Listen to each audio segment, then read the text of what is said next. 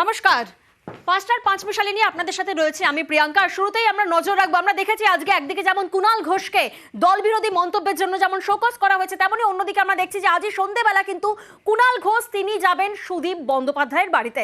সেই খবরের দিকে আমরা শুরুতেই নজর রাখবো এবং যে খবরে এই মুহূর্তে নজর রেখেছি সুদীপের ফোন কুণালকে। তাপস রায় দল ছাড়ার পরেই কুণালকে ফোন সুদীপের। সন্ধেই সুদীপ কুণালের বৈঠক হবে।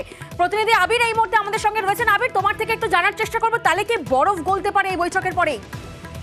দেখো, সময় অত্যন্ত গুরুত্বপূর্ণ। অনেকেই বলছেন যে সময়কে নির্বাচন করে সুদীপ বন্দ্যোপাধ্যায় কুণাল ঘোষকে ফোন করলেন, তাতে মনে করছেন যে দলের শীর্ষ নেতৃত্বের তরফ থেকে হয়তো কোনো বার্তা শুধু কুণাল ঘোষের কাছে নয়, সুদীপ বন্দ্যোপাধ্যায়ের কাছেও গিয়েছে। কুণাল ঘোষ জানিয়েছেন যে সুদীপ বন্দ্যোপাধ্যায় ফোনে তিনি স্বীকার করে নিয়েছেন যে কুণাল ঘোষকে সেদিনকে ব্রিগেডের যে প্রস্তুতি সভা, সেই প্রস্তুতি সভার বৈঠকে না ডাকাটা তার মস্ত বড় ভুল হয়ে গেছে।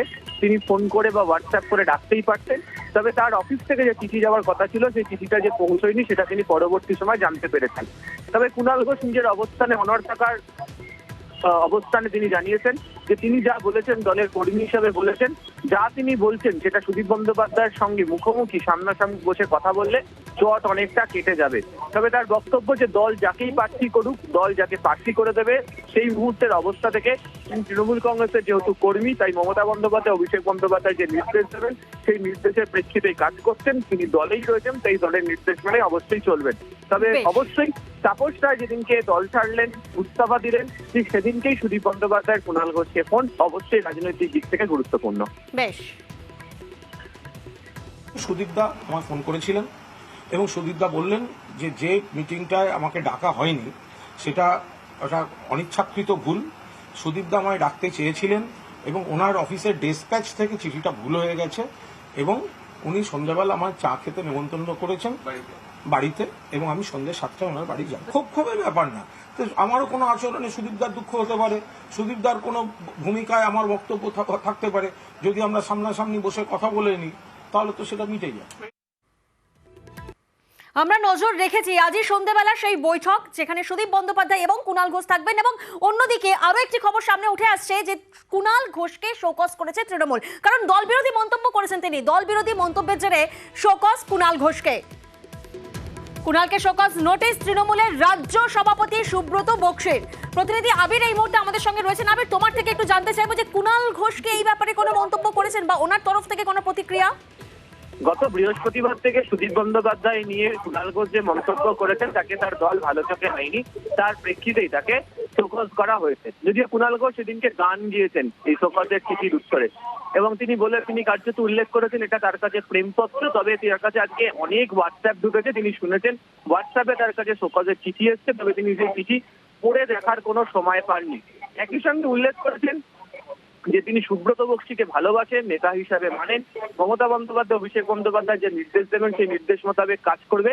এমনকি একটি জায়গা তাকে বলতে হবে, দিনকে শোনা গেছে যে তিনি যে সুব্রত বক্সির বিরুদ্ধেও কথা বলবেন সেটাও সুব্রত বক্সি কোথাও জানতেন। তারপরে তিনি পরক্ষণে যোগ করেছেন এই বিষয় নিয়ে তিনি বাইরে কোনো কথা বলবেন না। ফলে কিছুক্ষণ আগে আমরা যেটা বলছিলাম যে কুণাল সুদীপের দ্বৈরথের মধ্যে অবশ্যই তৃণমূল কংগ্রেসের শীর্ষ নেতৃত্বের হস্তক্ষেপ ইতিমধ্যেই হয়েছে। ফলে শোকজের চিঠি নিয়ে সে অর্থে কোনো গুরুত্বের বিষয় কুণাল ঘোষ অন্তত দেখছেন না, অন্তত তার প্রতিক্রিয়াতে সেটাই মনে হচ্ছে। বেশ, ব্রাত্য কুণাল এসেছিল, অবাক হয়ে গেলাম যে কুণাল তো আমাকে যাতে আমার সিদ্ধান্ত পুনর্বিবেচনার জন্য আমার কাছে অনুরোধ করতে এসেছিল, তখনই নাকি ওর কাছে দলের তরফ থেকে সুব্রত বক্সির শোকজ নোটিশ এসেছে।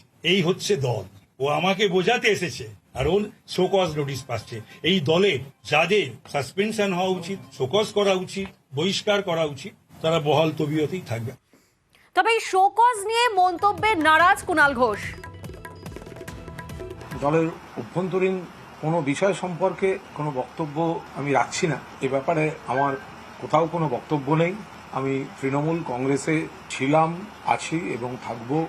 আমার নেত্রীর নাম মমতা বন্দ্যোপাধ্যায়, আমার নেতার নাম অভিষেক বন্দ্যোপাধ্যায়।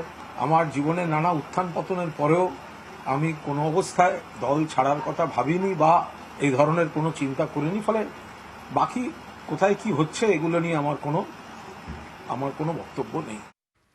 কুণাল ঘোষ তো কোনো মন্তব্য করলেন না ঠিকই, তিনি কিন্তু বললেন ওনার কোনো টেনশনও নেই, একেবারে অন্য মুডে দেখা গেল তিনি গান করছিলেন। শুনুন। ये मेरा प्रेम पत्र पढ़कर कि तुम नाराज ना होना, कि तुम मेरे जिंदगी हो, कि तुम मेरे बंदगी हो, कि मेरा প্রেম পত্র পড়कर। আমি গান শুনছিলাম, আমি বাকি কোনো টেনশনের বিষয় নিয়ে আমি মাথা ঘামাইনি।